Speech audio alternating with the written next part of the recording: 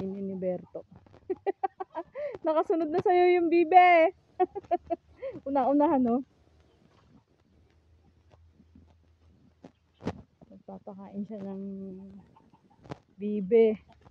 Paano ang kinakain yung tayo ng yung tatay na pechay? Ayun, no? Yung mga pechay ang kinakain sa mustasa. Oh, diba?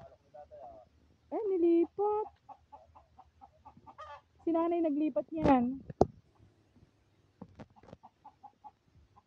Ay, oo.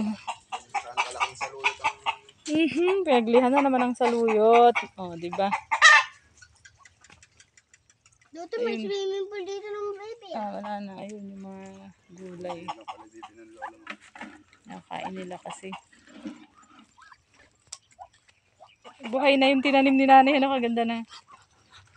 Ito matamis tong ano na to, sampalok. Maliit pa lang naman bunga. Ayan. Mustasa at pechay.